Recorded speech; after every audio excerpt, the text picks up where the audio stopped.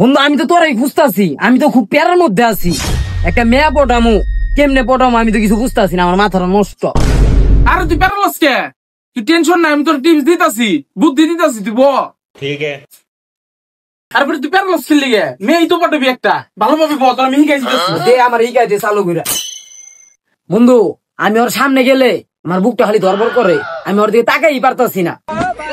আরে বেটা এগুলোর তো কিছু পদ্ধতি আছে, তুমি তো খালি এটা কইলে হইব না। হ্যাঁ, এগুলো মনে কর প্রয়োগ করতে হইব। তুমি মেয়ের সামনে গেলা, মেয়ের সামনে যায় তোমার একটা দাঁত খেলে একটা হাসি দিতে হইব, দিলে না মেয়ে তোমার মনে করো চোখে পড়বো। বন্ধু এমনি হাসলে হইব না।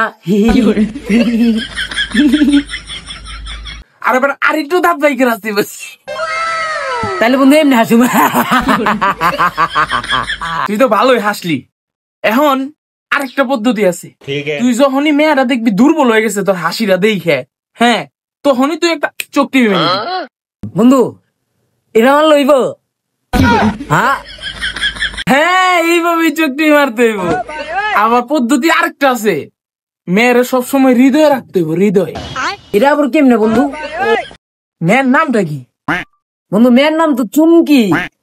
মেয়ের নাম চুমকি? তাহলে মেয়ের নামের প্রথম অক্ষর কি? সি।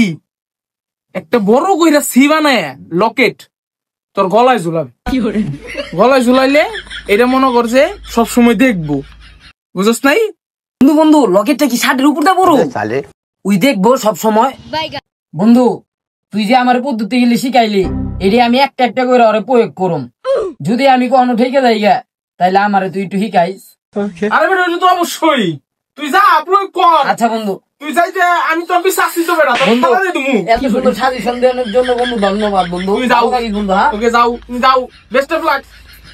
বদমাইশ লুচ্চা আইছে এলো, বদমাইশি করবা হেলে, লুচ্চাগিরি করবা। আর কেমনে মেয়ে পড়াইবো এটাও আমাকে হিয়া দিতে হইব। আরে বদমাইশ রে, লুচ্চা লোক এমনি হয় নাকি?